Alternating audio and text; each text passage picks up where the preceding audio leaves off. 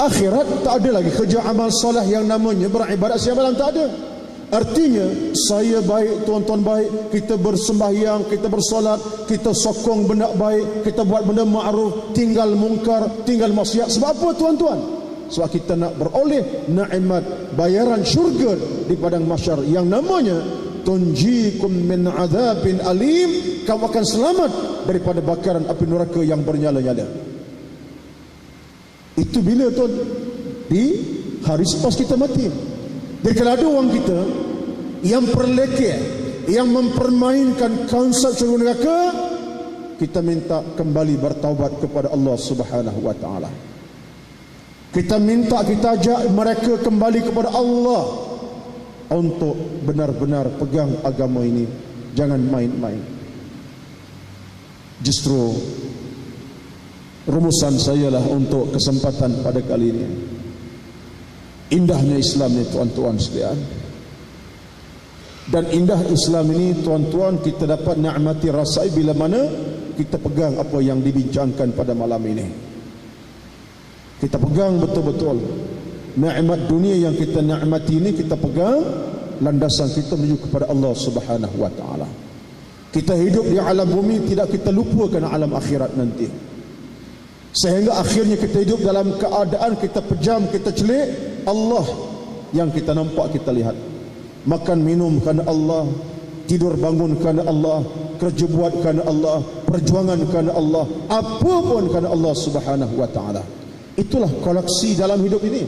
Lepas tu secara mudahnya di penghujung apa ni jawapan saya ini, cuba tuan-tuan semak. Mungkin satu lumrah yang kita kadang-kadang tidak berapa nak faham, tapi ini kenyataannya.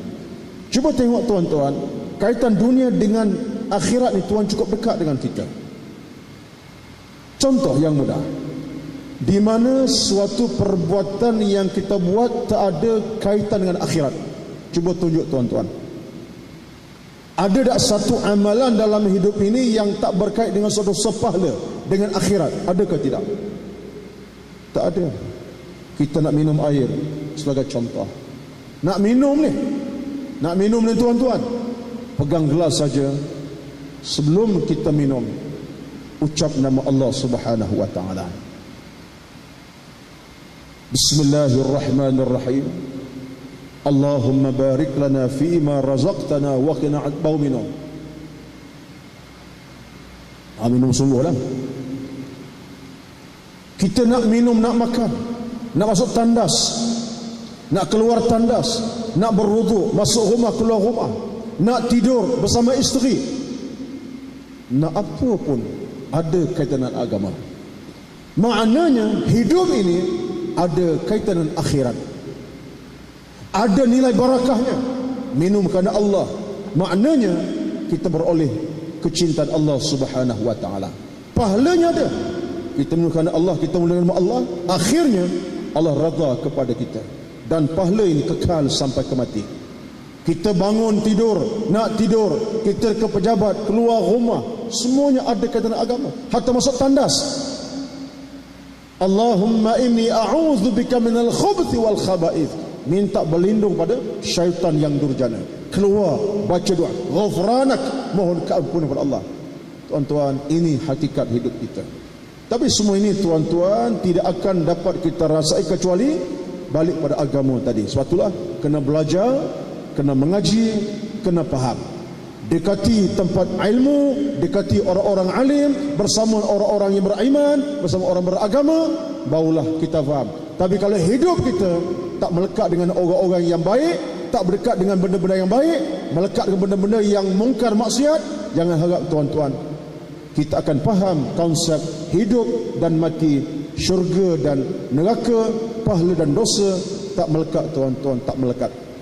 Jadi kesimpulan saya, inilah perjuangan yang kita nak tegakkan sebenarnya. Kerana kita nak membina semula peradaban ummah yang dah lama tuan-tuan dalam hidup ini kita lupakan hari kematian, kita lupakan dosa pahala, kita lupakan ke syurga. Amat malang, amat malang. Moga-moga Allah Subhanahu wa taala berikan kita kekuatan demi kekuatan dalam usaha kita untuk kembali pada agama. benda yang paling kecil sampai kepada benda yang paling besar dalam hidup dengan izin Allah Subhanahu wa taala. Doakan saya terutamanya, saya doakan tuan-tuan sama, moga-moga Allah sentiasa merahmati kita. Wallahu a'lam bishawab. Alhamdulillah. Demikianlah kupasan yang dalam kaitan dengan di antara dua dunia yang disebutkan oleh berbagai ustaz muslimin dan muslimat yang dirahmati Allah sekalian. Satu perkara yang kita boleh lihat kepada Nabi SAW sebagai kesinambungan yang tadi, apa yang dikatakan antara dua dunia. Pernah Nabi berpuasa bersama dengan Aisyah di dalam bulan Ramadan, yang ketika itu tidak ada apa yang dimakan yang diminum melainkan sebiji buah tamar dan teguknya daripada air yang disebut air yang sejuk. Sehinggalah pada hari yang keempat berlarutan, pada hari yang pertama berbuka bersahurnya dengan sebiji tamar bisyiqqin tamrah, dikoyakkan bagi kepada Aisyah. Maka Nabi ambil sebahagian kecil daripada Aisyah, berbukanya kemudian bersahur pada hari yang kedua, berbukanya dan bersahur pada hari yang ketiga. Itulah baki daripada sebiji tamar yang ada pada hari yang pertama, dan diteguknya airnya air sejuk. Cuba renungkan, bayangkanlah tuan-tuan, kalau kita lihat hari ini, buka puasa kita, sahur kita, bukan lagi makan, kata orang utara ke darah tuan-tuan. Apa yang tak ada, semua ada. Yang basah, popiah basah, popiah kering, yang goreng, yang tak goreng, kalau nak sebutnya cukup banyak. Dan selepas waktu zuhur pada hari yang keempat, Nabi melihat Aisyah hampir pengsan kerana tidak ada apa nak dimakan diminum. Lalu Nabi melihat keadaan Aisyah hampir pengsan, Nabi mengadu kepada Allah, ya Allah, Allahumma laka ashku min ju'il wal atash fa'at'amni ma 'indak. Ya Allah, tidak ada apa nak dimakan, hamba-Mu tidak ada apa nak dimakan. Bayangkan kekasih Allah, kesayangan Allah, Rasulullah, tidak ada apa nak dimakan diminum. Bila ketika itu Allah Subhanahu wa taala mentakdirkan dua malaikat datang. Ketika itu Zaid bin Harisah yang ada ketika itu di sisi Nabi, keadaan ketika itu macam dunia nak kiamat, kata Zaid. Debu-debu naik berterbangan. Dua malaikat Allah Subhanahu wa taala, Allah perintah, kamu turun kemudian tanya kepada kekasih aku apa yang dia nak makan, yang dia nak minum. Wahai malaikat, tanya dia betul-betul. Yang disebut yang pertamanya malakul jibal, yang keduanya wa malakul rizqi, malaikat yang menjaga bukit, malaikat yang menguruskan rezeki manusia, berhadapan dengan Nabi. Ya Muhammad, ya Rasulullah, ya Nabi Allah, ya Khalilullah, ya Habibullah, apa yang kamu nak makan? Aku malaikat rezeki, yang akulah uruskan rezeki manusia. Maka kata Nabi, aku tidak mahu apa yang kamu tawarkan. La hadza ma urid. Nabi tolak, hadirin sekalian, dengan cara hormat. Malaikat yang menguruskan menjaga bukit tanya, ya Muhammad, kekayaan macam mana yang kamu nak? Bukit kami jadikan seperti mana bukit yang ada pada hari ini di kota Madinah. Bukit itu dibuat daripada emas dan permata, perak dan sebagainya. Min zahab wal fiddah, daripada permata, daripada perak, emas dan sebagainya. Kekayaan simbolnya disebutkan tadi. Sekali lagi Nabi kata, la hadza ma urid. Habis itu, apa yang kamu nak ya Rasulullah?